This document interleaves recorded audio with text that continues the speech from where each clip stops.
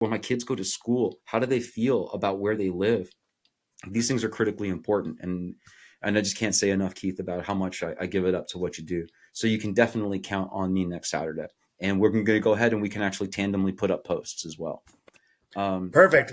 And if we're mentioning things too, and if it is going to come out Friday, I do want to Yes. mention next week I'm going to have Billy Mitchell, the chief reporting officer of Blackbrush Hmm. Oil and Gas. He's coming on, and he's actually part of I think it's the MZ Foundation. They're a foundation that's helping a lot of the farmers and ranchers that have been affected by the fires up in the Panhandle. Yes.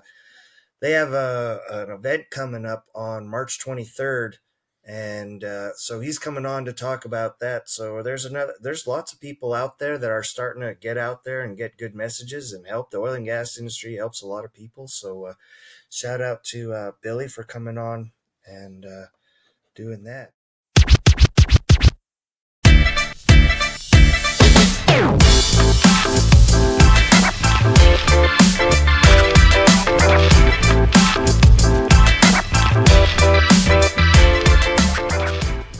Ladies and gentlemen, thank you very much for joining us for another episode of The Oilfield Leader. Today, we are incredibly lucky to have Keith Stelter from American Safety. We've known each other for a little bit, but this is the first time he's appearing on our show, and hopefully, we're gonna find out a lot of stuff that nobody knows about. So, Keith, let me ask you a question. What is something that few people know about you, even though you do spend quite a bit of time? What's something that people really don't know about you? Uh, I do post a lot on LinkedIn, so I think I've covered a lot of the ground. It's no secret I'm Canadian. I grew up in northern Alberta. I don't know, maybe when I started off with Schlumberger, I volunteered to work up in the Arctic, and they actually worked me a couple times where I was following six rigs and had to work a couple 56-hour straight shifts. So I know what that's like. Oh So wow. maybe that's something I haven't mentioned before. Um, but sorry about that. My phone should be on silent. Terrible of me. You're fine. Apologies. But and apparently I'm very rude. That's another thing, that people won't know about me is that I didn't silence my phone for this interview. So I don't know. I try to put a lot of the things out there on LinkedIn. So I try to be an open book. I appreciate that, and it's very true. You do really post quite a bit on LinkedIn. There seems to be you have a really good way of mixing your personal and professional life on LinkedIn, but it's always for a common good and it's always for a common purpose, whether you're trying to organize like a cleanup drive or to go and vote. So that I find always very impressive, and it's true. Keith is very easy to find on LinkedIn. But I do have People go. buy from good people, right? So that's kind of what I was doing with the personal stuff is show a little bit of my character. It all started with job hunting and kind of continued from there. So that's how I kind of got started on the LinkedIn and never really stopped. And what was it that made you choose LinkedIn over like Facebook, say? Uh, at the time, when this really kind of got started, I was working at Schlumberger with a young lady named Maciel Diaz. She's the host of Flipping the Barrel. She was on Instagram and LinkedIn and had a pretty big following on both.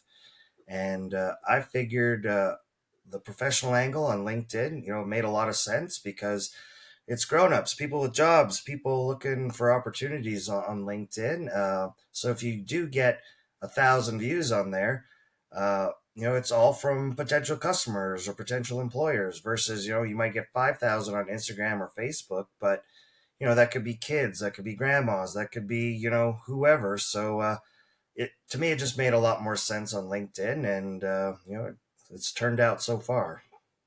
Yeah, absolutely. And I agree with you. There is a differentiation in the market. So let's just use American Safety as a quick example here. So if you were going to, let's say, do a video, again, just completely hypothetically, you're going to do a video on what should people do to be safe in the workplace. that would be something that you would put on Facebook because that's something that the individual operators and people would see. But you post about it on LinkedIn because the people who would hire you to come and give those speeches and come and bring the equipment are on LinkedIn. So I do find that a really good way to go about it.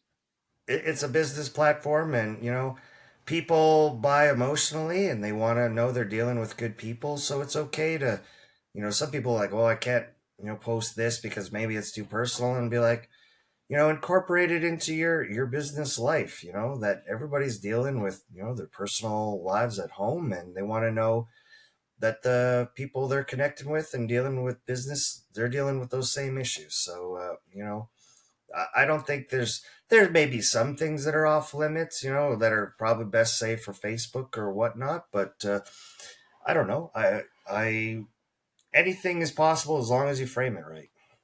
That's a really good point. And since we got off on LinkedIn a little bit, how would you give advice to operators, oil field operators? What kind of advice would you give them as far as tooling up their LinkedIn game? What would you say about that? I would immediately point them to a guy named Shad Fraser right now. He's doing a wonderful job there at Endeavor. I've had him as a speaker at some of my events. He's actually coming on the show in 2 weeks to talk about the cost of energy. Awesome. Uh, he's taken the approach of, if somebody asks you to speak, say yes. Put it out there, network, and with all this M&A that's going on, it's probably more important than ever for these guys to start putting some content out, reaching out to folks, networking, and getting to know some people, just in case you never know what the future holds for you. And I've actually had a few people reach out from some operators to introduce me to other people at you know organization at operators that they didn't do that a lot in their career, and now they find that they're stuck. So now they want to be introduced. And a guy who does that really good is JP Warren. Shout out to him with the Yeah, connection definitely. crew and executive crew and all the things he's got going on. He's doing a heck of a job getting the operators out there and mixing it up and getting to know people.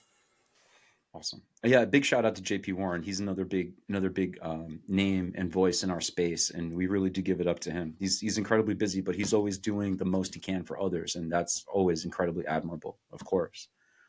No, I appreciate what you said because a lot of guys in this business, again, we're all very alpha for the most part and think, well, I can do it. I can make it on my own. I got my people who know me. They know me. I don't. That's true, but times have changed. This is not 1997, right? I mean, now you have to have been in a social network for quite a while, the same way you would have had to been to build a personal relationship. It takes a while to get there. Yeah, and overnight success is 20 years in the making, right? Oh yeah, and opportunity is everywhere when you know more people. There's maybe it's not just about jobs; it's about starting a new business and knowing where to get funding or knowing where to get insurance or a good supplier, a good distributor, and stuff. Right? So there's a lot more to it than just you know. I know this guy for the sake of getting a job, but it, networking has never been more important. And you know what? It probably has always has been, but it's just come to the forefront now with social media and after COVID, with a lot of people closing up, that it's time to get back open. No, I agree with you. I think that what's happened over time is that there's become like a sort of hyper commodification of everything and a professionalization to everything. Um, and so therefore, and when you're constantly being marketed to, you're constantly being sold to, there comes a certain point where you're like, okay, enough already. And that's where, just as you opened up, right? We do business with those that we know, like, and trust. And by putting your best face forward on LinkedIn, providing content and with the best of intent, you really are doing that. You're letting people know, hey, I'm here, and you can know me, like me, and do business with me if that works for you. If not, you can find somebody else. But at least you're in the marketplace. And you're right, LinkedIn really is currently the marketplace. And it's the Google of people, right? You hear someone's name of, oh, I met so and so yesterday, and you're like, oh, I don't know who that is. So you can look them up immediately on LinkedIn and be like, oh, they did this, and if they have, you know, posts, you can see what they're about and a few things. And it's literally kind of getting to know people before you even get to walk in the door. So it's they say you gotta for sales, it might be not the best example, but before they'll buy from you, you gotta hit them up 7 times. Well, Right. if LinkedIn's doing 3 or 4 of those ahead of time for you, well, you're that much farther ahead in the game, right? Right, absolutely. And I think it's fascinating how it sort of turns everyone into a creator of sorts, right? To use that term. And Gary Vaynerchuk, he says that everyone is either a content consumer or a content creator. And I take that I take that very, very seriously. And I even tell my 7-year old that it kind of goes in one ear and out the other. But I think it's very important. Are you going to be someone who's passively taking things in, or are you someone who's constantly putting things out? And I think between the two, constantly putting things out is definitely the way to go.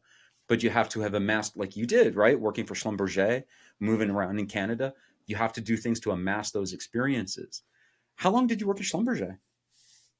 The first time it was First man, time.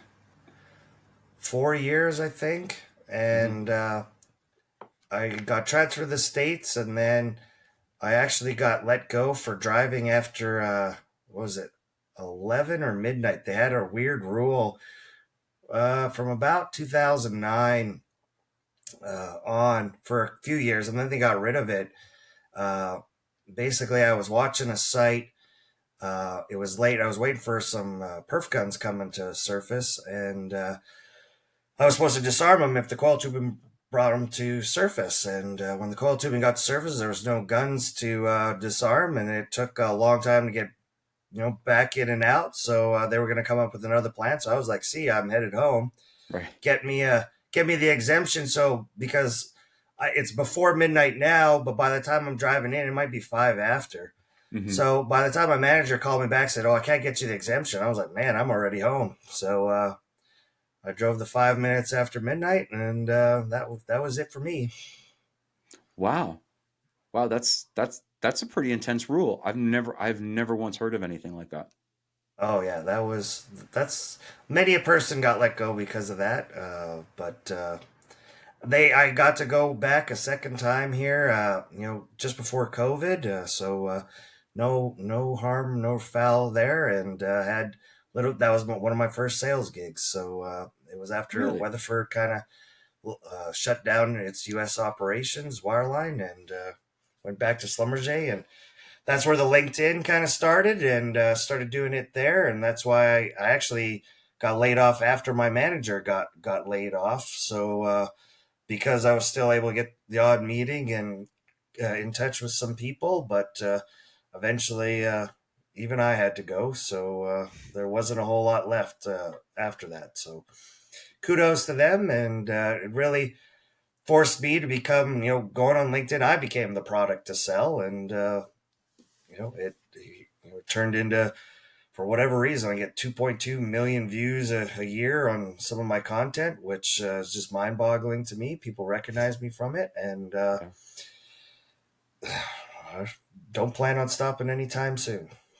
That's it, right? Well, that's definitely the attitude that we all have out here in the Permian Basin and people who work in oil and gas. It's like once you get started, you can't stop.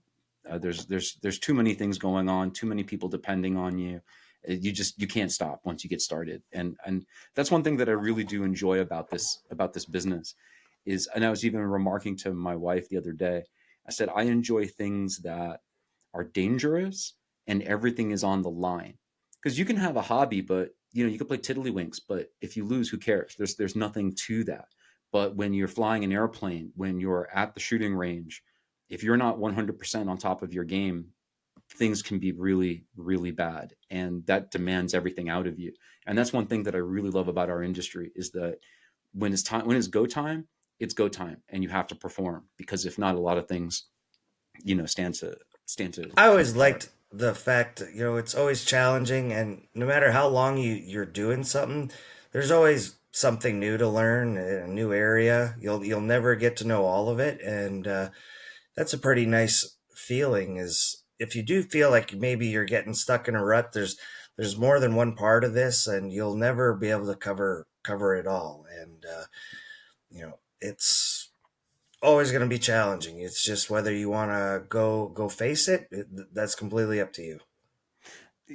And I'm glad that you bring that point up, because that actually crosses a couple of things that I did want to mention.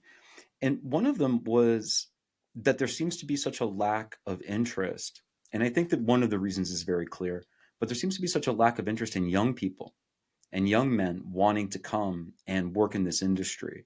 There's a lot of bemoaning about that. I know in North Dakota, they have to actually import people from the Ukraine. They have a program for that. But I'm wondering why. And I know that you're doing part of that work. Alex Epstein is doing part of that work. Stuart Turley, other very important voices in energy communication are trying to get the message out that if you're a young person and you're not happy with where your circumstances and where you're living and how much your money you're making, you can absolutely come to the Permian Basin and you can earn a very good living if you're willing to work hard. Oh, for sure. I don't know if the problem's as bad as people make it out. They've been saying it's been bad for the 20 plus years I've been in it. Hmm. I was at a dinner tonight, and there was a young guy who just started at Oxy. 1 month in as a facility engineer, excited. Was at a shoot here recently, API last week, and there were some young guys there. You talk about having to import guys to places like North Dakota, and you know, people, there are going to be certain areas, and the Permian is one of them, where people, they hear about it, they don't want to immediately move there, right? Right. And some people who know about this place move here, and then, to me, I don't know if they give it the honest shot because, if they're here for 4 months or whatever, and they go, man, I just got to get back to the big city. I'm like, man, you didn't incorporate or become part of the community. So you're always going to have the oil and gas, sorry, isn't in the most glamorous places. It's usually dirty and barren. And I've been fortunate enough to work in some of these barren places, and they're usually, the trade off is great people. Yeah. And if let it, you can have a good time, you can have a great life, and it's I think the future isn't as bad as some people think. There's still lots of people that want to get into the oil and gas business, families, and there's tradition here. Uh, you know, I I still think we got a pretty bright future. I agree with you. Uh, well, on two, I agree with you. One is I just completed, well, a couple of months ago, I completed an article for Permian Basin Oil and Gas magazine about the quality of life in the Permian Basin.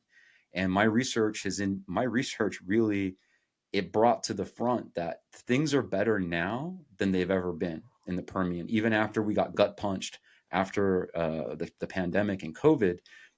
Things have not looked brighter. And I have another article which is coming out again in Permian Basin Oil and Gas magazine on brain drain. And the surprise thesis is that more people are moving here every year, and the numbers are projected to go higher.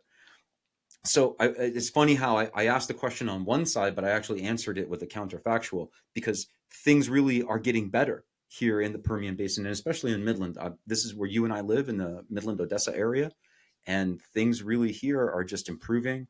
A lot of capital projects, fixing the roads.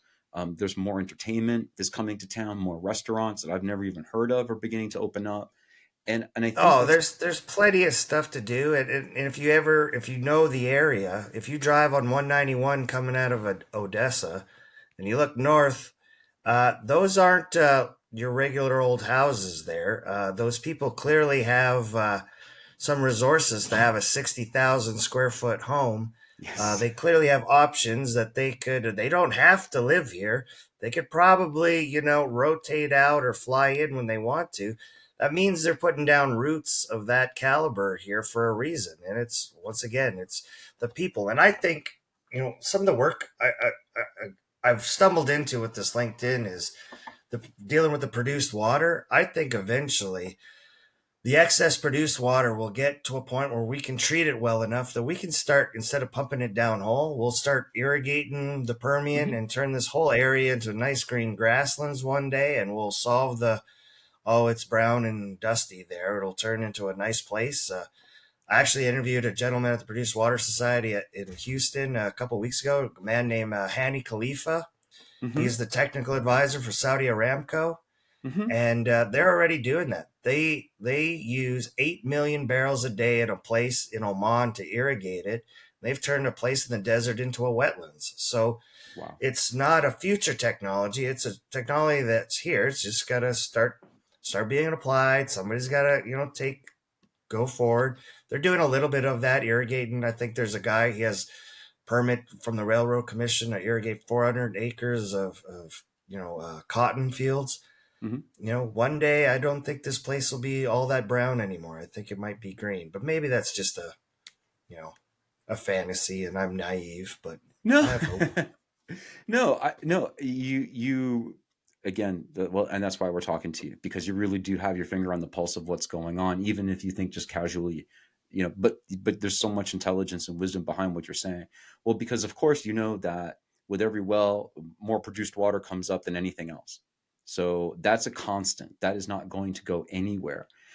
And in my research on LinkedIn, which was fascinating, I mentioned to my very, very good friend Robert Walker at SciDev out of Houston, and I talked to him about LinkedIn. And I said, water treatment has been around for, oh, I don't know, 10,000 years, right? Something like that. I said, it's amazing that there has not been, with 10,000 years of work, one ideal way to treat water. They said, we've done all the science, we've looked at all the stuff, we've tried this, we've tried that. This is the number one ideal way to treat water and make it potable and drinkable. There isn't. There's as many ways to treat water as you can find people out there doing it. And that is crazy exciting, even on LinkedIn. The things that you can find, just again, to go to what you said at the beginning, for business, for ideas, for people who are starting up, Oh, all the promise is the here. water is the reason I think the industry actually gets attacked. It isn't the CO2 that we produce, with all the cars, because if you take a look at the numbers, you know, the percentage of CO2 in the atmosphere is 0.04%, right? Like it's not Right. even the top three gases. I think it's a lot of people are afraid that with I think there'll be a crisis of water coming up in the future, and they'll be upset that it'll be the oil and gas guys once again to the rescue, taking up more and more power because the oil and gas industry is as powerful as it is already in the economy, driving it. Now, all of a sudden, if we took over the water as well, having massive amounts of produced water, irrigating croplands and all kinds of stuff, you know, once again, people usually are afraid of what they don't understand. And that's precisely it. And you know what? Let's circle back and let's give another prop to J.P. Warren, because he has his book that he goes and that he's giving out at the schools and things like that, and trying to get to kids early, uh, to help counter the narrative, or at least have kids or people think for themselves, have another piece of information for them to intake and compare with other stuff. Well, okay, well, he says this and she says that, and it doesn't make sense if I don't. So what has to be true here for this to make sense? And that's when people really come to discover the truth, when they start thinking for themselves instead of buying talking points. And our industry is always under attack. In a manner of speaking, it's very funny, much like Jack Nicholson in A Few Good Men, right? He's like, you need me on that wall, you want me on that wall, and yet you despise the fact that I have to do this job and what it would entail. But without that, nothing gets done. And so it is uh, a bit of a brain fart, let's just say, for lack of a better term, how people really think about this industry. Again, is Well, of it's course, biting the hand that feeds you, right? Because you take away oil and gas, you don't get to live close to any nice things anymore. You got to live right next to where you work. It's not a nice, cool house anymore. It's going to be hot. It's going to, life's going to be very, very difficult. Look at the places where they utilize oil and gas and look at the places that they don't. There's a very stark difference. And the places that had it accessible or thriving and the places that don't, never got that opportunity. And that's very unfortunate that people in this day and age don't want those places to thrive because they're trying to take away, you know, in the guise of global warming or CO2 emissions or whatever, and it's it's not 1984 anymore. There's plenty of technologies to make things efficient, safer, more economical, more environmentally sound, and you know, it, only time will I guess deal with that. You're right, and it's funny because if if oil wells, say, let's just say for the common person who doesn't understand, they live wherever on one of the coasts. If oil wells were blowing up every day, and that made the news every day that oil wells were blowing up, hundreds of people were dying a day from that. Well, then, yeah, there's a problem. There's something that needs to be addressed. I mean, we have one issue with one airliner, right? And then everything grinds to a halt until they figure that out.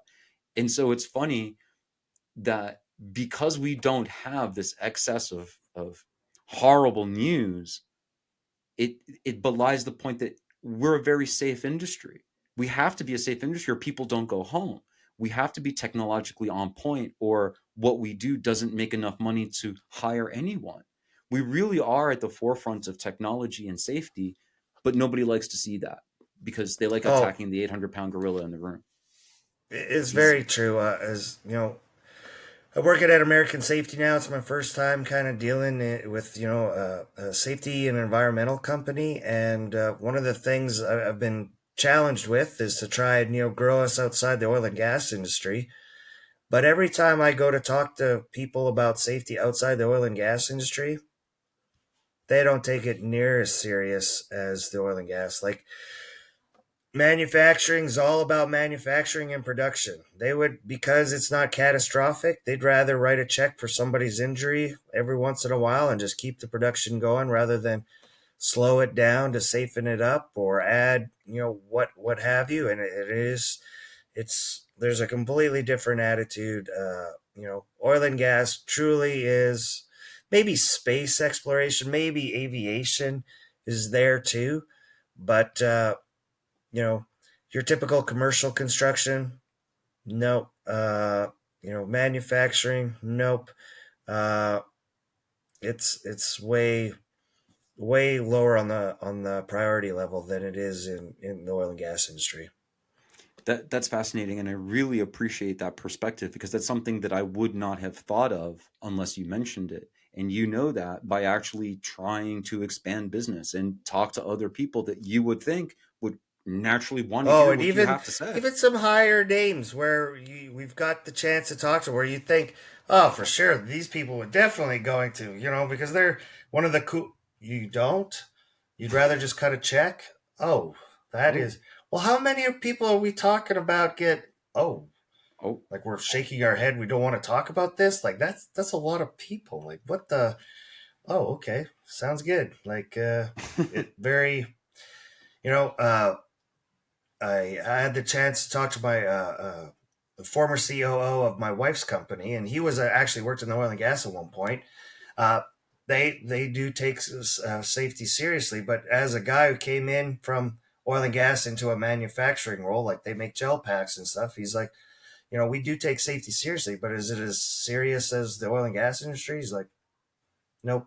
And he's just like, I'll tell you right now, like it's way more of a calculated risk, and not as many eyes are as on us. We do more closer to just what we're required to do, and that's what we intend to do, and it works for us because we're about the manufacturing, and it's you know, and they're making gel packs, so it's not like they're doing something crazy, but he was talking a broad term of manufacturing, right? So right. it was an interesting perspective.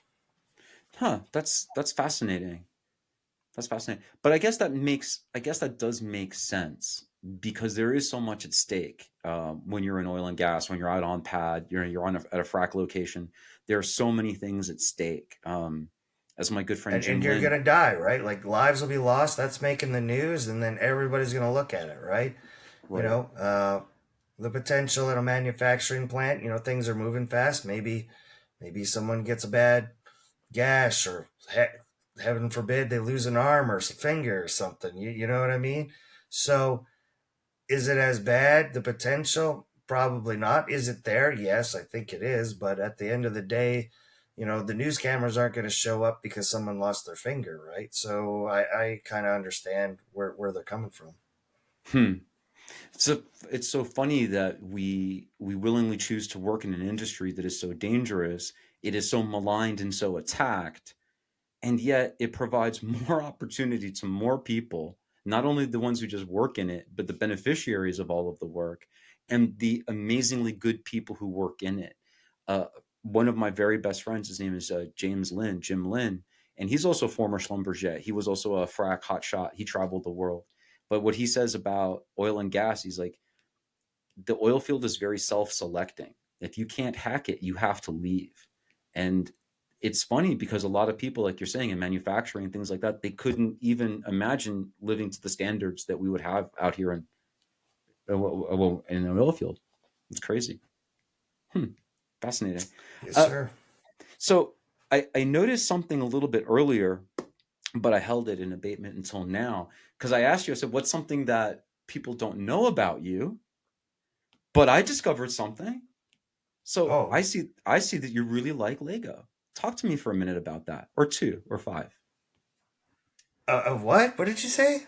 Lego. I see the shelf behind you. Oh, the Legos. Well, I think people kind of know, but I've done the odd post about the Legos and stuff with my son, and I don't know. It was, if I kind of tilt the camera when I do some of my little podcasts there, I kind of made a nice little shelf as a background, and so I have one hanging there, and the odd. I actually have the Tie Fighter to go through that. I just got to build it and hang in front of it, and they'll have a little dog fight there up on the ceiling because I was running out of room on my shelf. But Right. yeah, we definitely like Legos in this house for sure. Putting stuff together is always fun.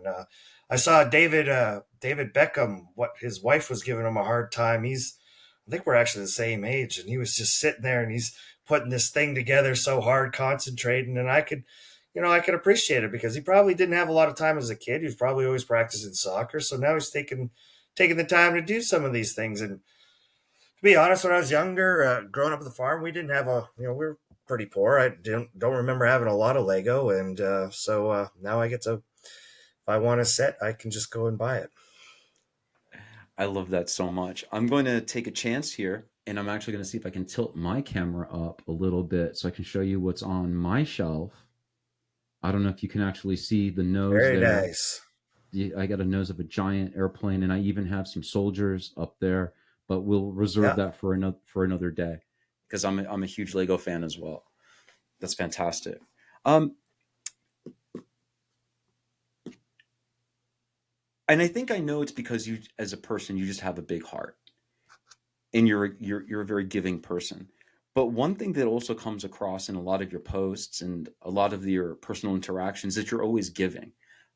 So one small, very quick example: you and I are both members of the Oil and Gas Workers Association, and I think you're on the board. Is that correct? I was never on the. I was on the advisory board at one point. I actually, and I was the president of the Permian area last year.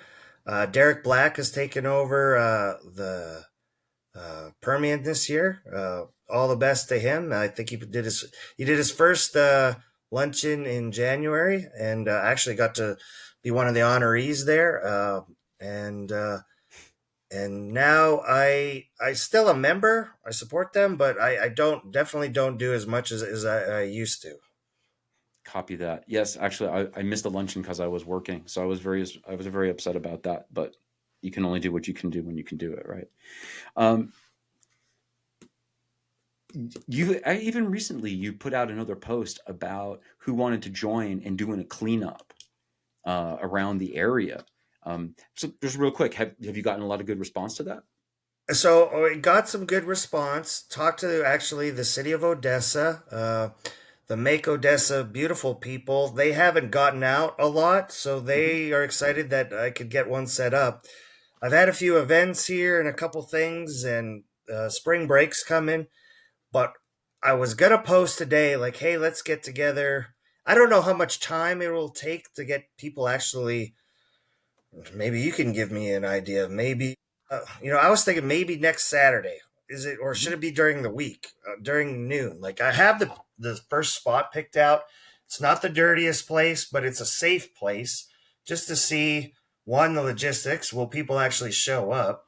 Right. And when we do it, the Odessa folks make Odessa beautiful. They're going to get some cameras and film some of this. So if people actually do come join us, you'll get some publicity for either yourself or your business, and do something good as well. Like a lot of people stop doing this because of the liability, traffic and stuff. So that's why the spot I've picked is it's Yukon Road between Hmm. Faudree and Yeah. 338 Loop. Hmm. Uh, my kids go to school on that road, and they say, "Why is it always so dirty on this thing?" It's not the worst by any means, but it'd be very open right away, so you can far from the road. Lots of escape routes in case you got wild traffic or something that's not. Right. The goal eventually would be to get enough people and get some resources and get some police involvement and to do. I don't know if you've driven on I-20, what Hmm. west of Odessa coming into Odessa. It's a dump.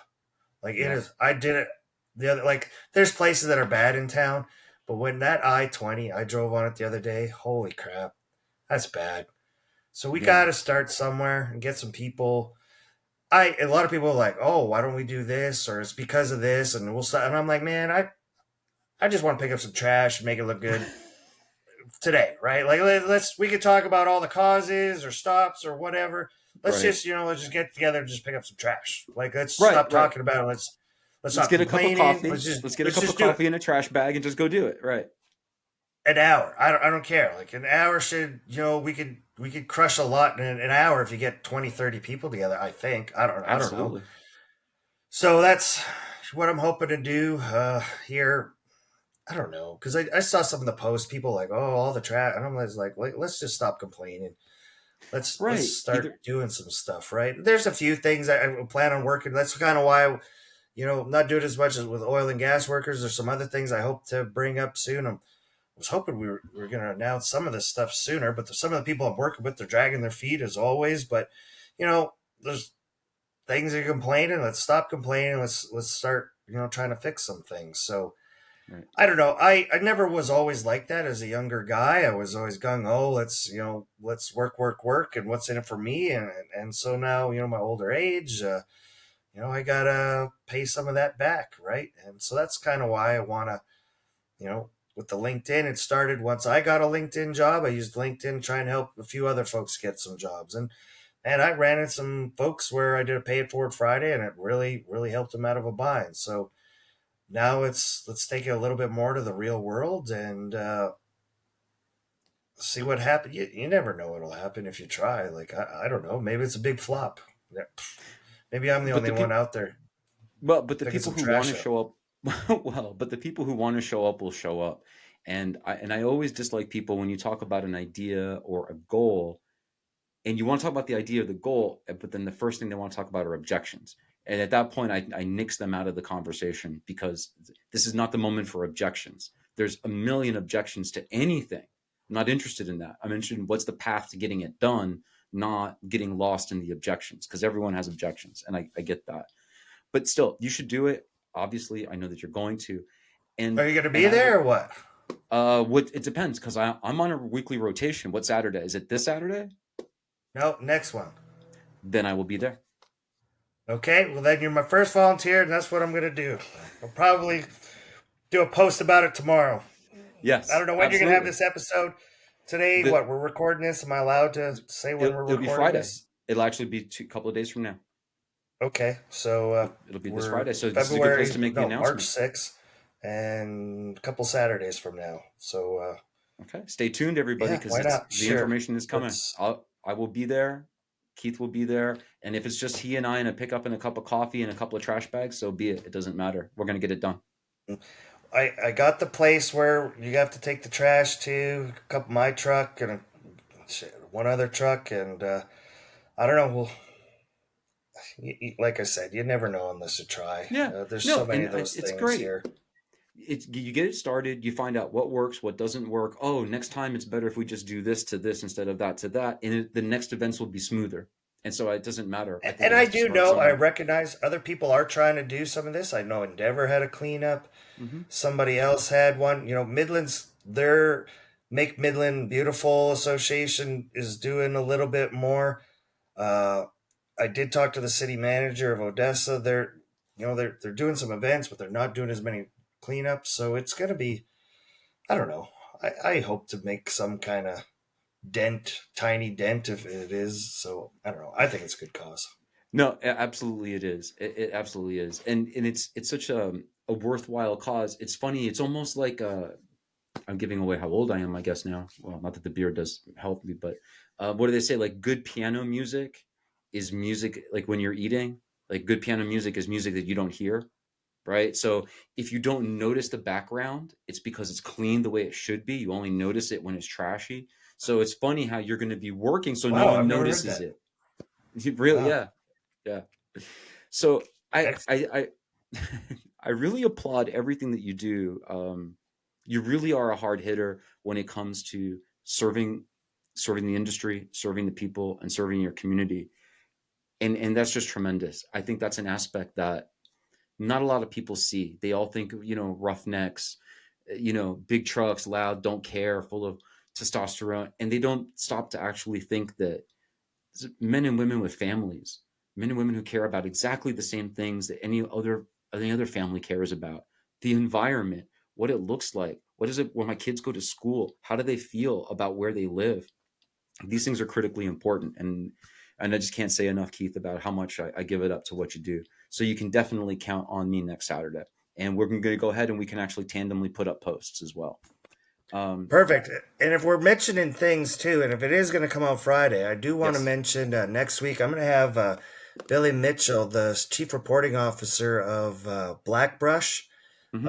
Oil and Gas. He's coming on, and he's actually part of I think it's the MZ Foundation.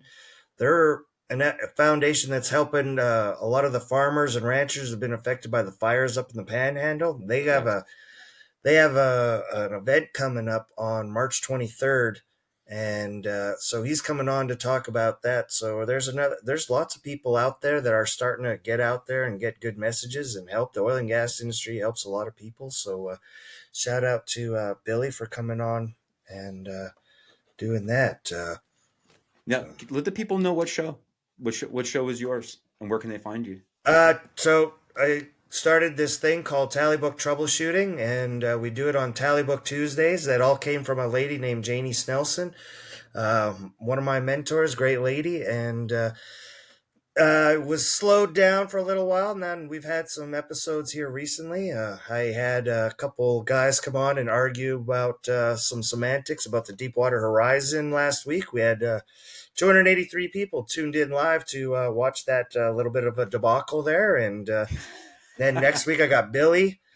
Week after that, I got Shad Fraser coming on and talk about the cost of energy. So Nice. trying to get back in the swing of things and get some messages out there.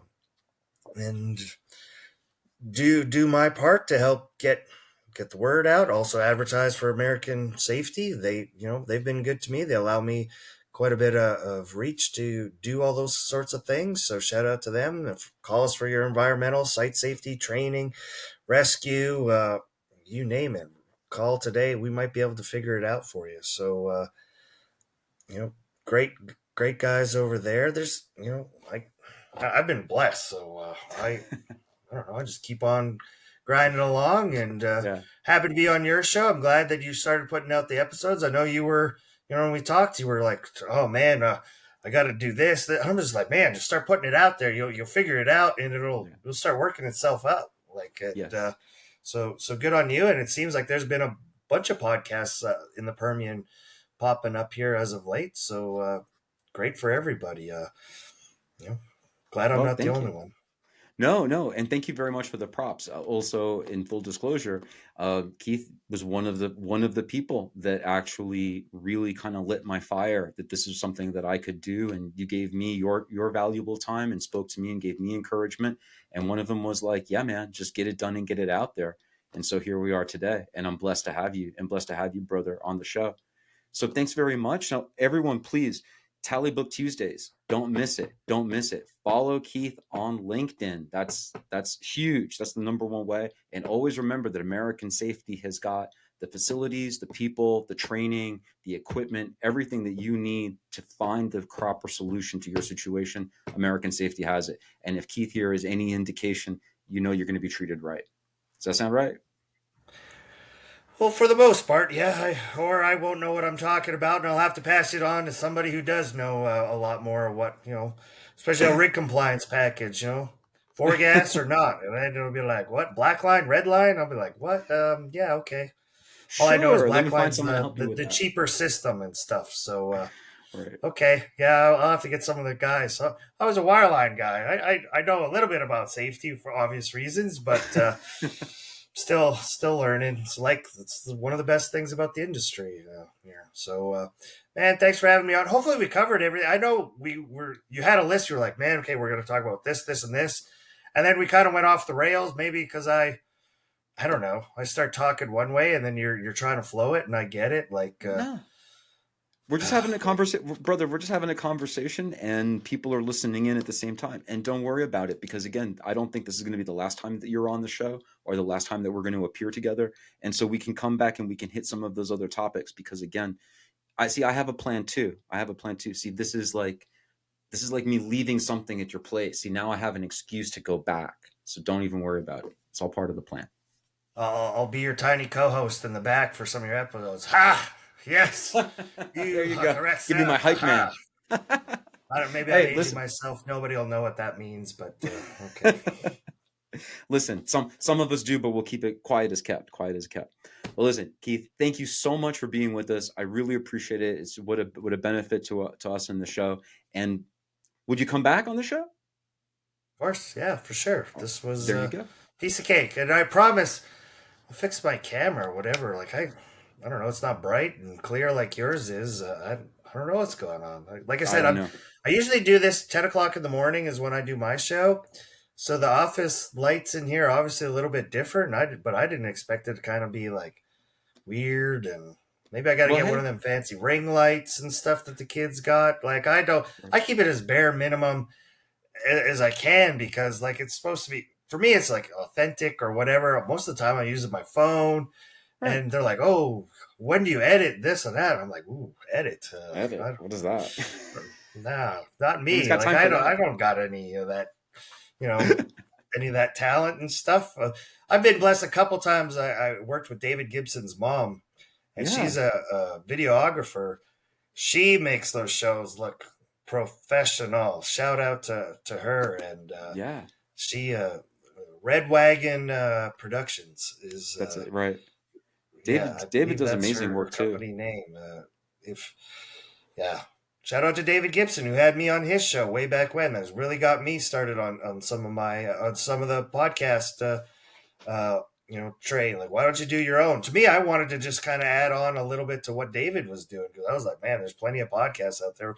Why do we need another one? But somehow it kind of turned out and worked out, and got invited to do interviews at the PBIOS and all kinds of stuff. And shit, I'm doing interviews at the Make-A-Wish Permian Basin Oilman's Invitational in April, the Social Octanes in April. Like it's ridiculous. Where I just did NAPE and the Produced Water Conference. Like I said earlier, it was, I can't believe what kind of doors it's opened. So anybody out there that's thinking about doing it, go for it.